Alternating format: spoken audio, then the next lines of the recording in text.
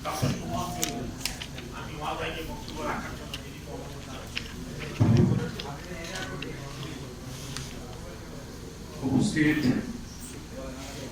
সাংবাদিক ভাই, আপনাদের মাঝে আমরা বিগত এই শিল্পের আজকে প্রায় 54-55 বছর, মানে স্বাধীনতার আগের এই শিল্পের আসলে শুরু। সবচেয়ে বড় দুঃখের বিষয় হচ্ছে হলো এই শিল্পের কথা না, আমাদের বাংলাদেশের ব্যবসায়িক কোনো কমিউনিটির কথাই কোনো সরকার আসলে আমাদেরকে গভীরভাবে কখনোই শোনেন না। আজকে আপনাদের মাঝে কিছু কথা আমরা বলে যাব, সেগুলো ঠিক এই পরিবেশের ভিতরে বাতাসে উড়ে কোনো এক সময় পত্রিকায় প্রিন্ট হয়ে আপনাদের মাঝে হয়তো আসবে, দেশের জনগোষ্ঠী দেখবে, সেই সকালে ঘুম থেকে উঠে সেই পত্রিকা পড়ার পরে হয়তো বা আমাদের যারা নীতি নির্ধারণ দেশে তাদের কাছেও হয়তো বা তাদের টেবিলে ওই পত্রিকায় পড়ে থাকবে। কারণ আমাদের দুঃখের কথা, কষ্টের কথা এবং আপনাদের ভাগ্য এই দেশের জনগণের, একজন ব্যবসায়ী যখন এই দেশে ব্যবসা শুরু করেন তার ব্যবসাটা কিন্তু এখান থেকে পণ্য তৈরি করে কিন্তু শুধু বিদেশেই পাঠানো তার উদ্দেশ্য না, কারণ এই দেশের জনগণকে আমাদের স্টিল শিল্প এবং পুরো সামগ্রিকভাবে বাংলাদেশের উন্নয়নে আমরা কন্ট্রিবিউট করে আসছি।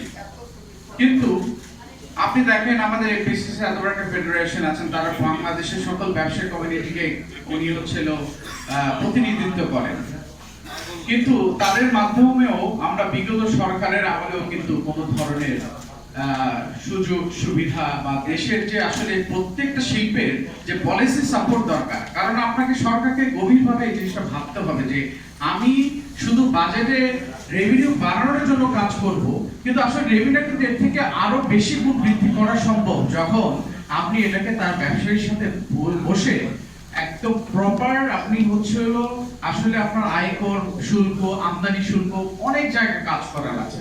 আমাদের দেশের এখনো যে আমদানি করি বা এইচএস কোডগুলো আসলে প্রপার ভাবে কিন্তু সরকারের খাতা বইতে লিপিবদ্ধ হয় না, কারণ এইগুলোকে আবার তারা তাদের ভাষায় আবার বিভিন্ন ভাবে নামকরণ করা হয় এবং সেখানে আরো ডিউটি আরোপ করা হয় অতিরিক্ত। আজকে আমাদের যেই উদ্দেশ্যে আপনাদের কাছে সামনে আসা, যে বাংলাদেশে যেই দক্ষ নাগরিক তৈরি হচ্ছে প্রতি বছর, যে আমাদের ইউনিভার্সিটি থেকে যেসব স্টুডেন্টরা প্রতি বছর পাশ করে বের হচ্ছে, তারা কি করবে আসলে দেশে? তারা আমাদের মতো ইন্ডাস্ট্রিতে আমাদের হয়তো একজন জনশক্তি হিসেবে আমাদের এই শিল্পকে এগিয়ে নেওয়ার জন্য আমাদের এই ইন্ডাস্ট্রিগুলোতে তারা কাজ করবে। আমার তো মনে হয় না যে বিগত এই বাংলাদেশের যে ব্যবসায়িক ইন্ডাস্ট্রি আছে এখানে অলরেডি অনেক লোক জবলেস হয়ে গেছে। তাহলে যে প্রতি বছর সরকার এই বছরে শিক্ষা বাজেট বৃদ্ধি করবে, তো শিক্ষা বাজেট বৃদ্ধি করার উদ্দেশ্য কি? দক্ষ জনশক্তি তৈরি করতে হবে। তাহলে দক্ষ জনশক্তি যদি আমি তৈরি করতে হয়, এই দক্ষ জনশক্তিগুলো আমরা কোথায় ব্যবহার করব? এই দেশের শিল্পায়নের ক্ষেত্রে, এই দেশের প্রত্যেকটা দেশের উন্নয়নের ক্ষেত্রে। তাহলে এই যে প্রতি বছর স্টুডেন্ট যে পাস করে বের হচ্ছে তার কোনো জব নাই, ওই 5,000 টাকা উল্টো আরো দেখা যায় প্রাইভেট সেক্টরে চাকরি নিতে গিয়েও তাকে ডোনেশন দিয়ে ওইখানে ফ্রি বেতনে চাকরি করতে হয়। তাহলে এইটা কি আমরা আসলে একটা দেশের উন্নয়নের জন্য সরকারকে কিভাবে গভীরভাবে জিনিসগুলো দেখা দরকার বলে আমি মনে করি। আমরা আসলে দুঃখ প্রকাশ করলেও লাভ নেই। আজকে আপনাদের মাঝে অনেকগুলো কথা বলবো, সেগুলো হয়তো বা এগুলো কতটুকু প্রতিফলন হবে এই দেশের মানুষের ভাগ্য পরিবর্তনের ক্ষেত্রে, এটা নিয়ে আমি আসলে খুবই চিন্তিত। এবং আমাদের স্টিল শিল্প এত বড় একটা শিল্প, দ্বিতীয় বৃহত্তম শিল্প, এই শিল্পের কোনো কথাই এই যে আপনার বাজেটের আগে এনবিআর এর চেয়ারম্যান মহোদয় আমাদেরকে ডেকে, হ্যাঁ আপনাদের কি সমস্যা, আমরা আমাদের সমস্যা ওনাকে প্রতি বছর প্রতিটা এনবিআর এর চেয়ারম্যান এই বাজেটের আগে এসে বসে আমাদের সাথে সুন্দর সুন্দর কথা বলে।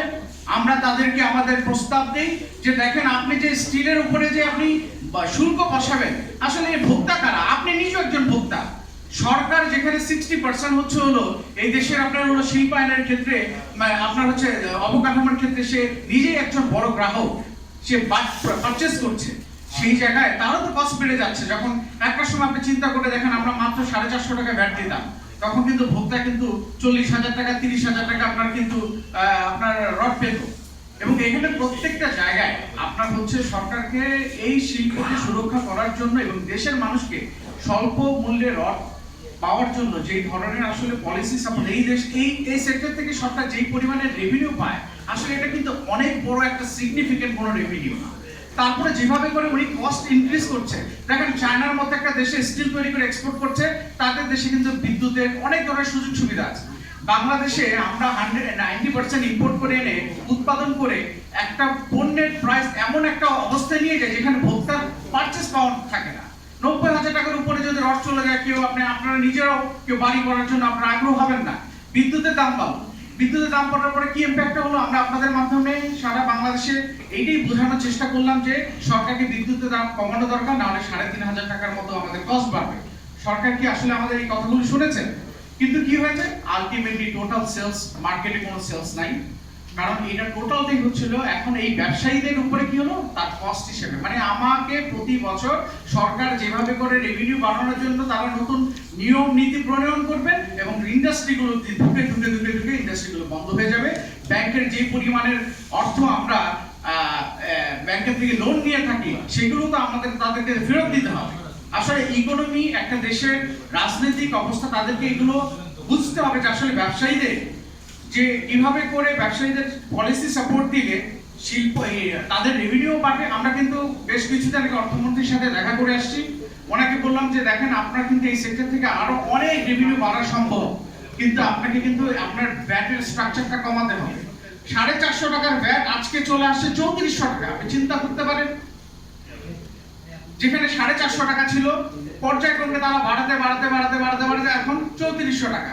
ওনারা আমেরিকার একটা সেকশন বাংলাদেশে এক্সপোর্টের ক্ষেত্রে, সেখানে আমাদের ডিউটি জিরো করে দিল। আমেরিকাকে বোঝালো যে আমরা আপনার ডিউটি জিরো করে দিয়েছি, 1500 টাকা ডিউটিকে তারা 1800 টাকা শিফট করলো ভ্যাট নামে। যেই ভ্যাট আমরা আমদানি পর্যায়ে দিচ্ছি সেখানে অ্যাডজাস্ট করার সুযোগই নেই, কারণ আমাদের ফিক্সড ট্যারিফ এই ইন্ডাস্ট্রির জন্য। সবচেয়ে দুঃখের বিষয় হচ্ছে আপনাদের মাধ্যমে সরকারের যারা নীতি নির্ধারক তাদেরকে আমি আসলে বলতে চাই, এই দেশের আসলে ভবিষ্যৎটাকে আপনারা সুরক্ষা করার জন্য আপনি ব্যবসায়ীদের সাথে বসেন। আপনারা এইভাবে করে আপনাদের ওই আমলাদেরকে নিয়ে বসে আপনি বাজেট বানাবেন আর তাদের কাছ থেকে আদায় করবেন টাকা, এইভাবে এই দেশ সামনে আপনি যত কিছুই করেন না কেন আপনি লক্ষ্যে আপনি পৌঁছাতে পারবেন না। আমাদের প্রেসিডেন্ট মহোদয় ইতিমধ্যে বলেছেন বিদ্যুতের অলরেডি কিন্তু আমাদের একটা বিশাল বড় ইম্প্যাক্ট 3,500 টাকার মতো হয়ে আসছে। এবার বাজেটের ইম্প্যাক্ট আরো 2,000 টাকা। ইন্ডাস্ট্রি 50% ক্যাপাসিটিতে চলছে, এতে আমাদের আরো 3-4 হাজার টাকা ওভারহেডস বেড়ে গেছে। প্রায় পার টনে 8 থেকে 10,000 12,000 টাকার মতো কিন্তু আমাদের কিন্তু কস্ট বেড়ে গেছে। কিন্তু আমরা কিন্তু ভোক্তা কিন্তু রড এত প্রাইস দিয়ে কেনার মতো তাদেরও কিন্তু অবস্থা নেই। এই অবস্থায় সরকার যদি এই শিল্পের জন্য এই ভ্যাট ট্যাক্সের বিষয়গুলো যদি তারা না বিবেচনা করে, এই শিল্প আগামী দিনে আপনারাই দেখবেন এই শিল্প টিকবে না। আপনাদেরকে অসংখ্য ধন্যবাদ। আমি বিশ্বাস করি আপনাদের মাঝে সরকারের কাছে এই বিষয়গুলি আপনারা তুলে ধরবেন। ধন্যবাদ স্যার।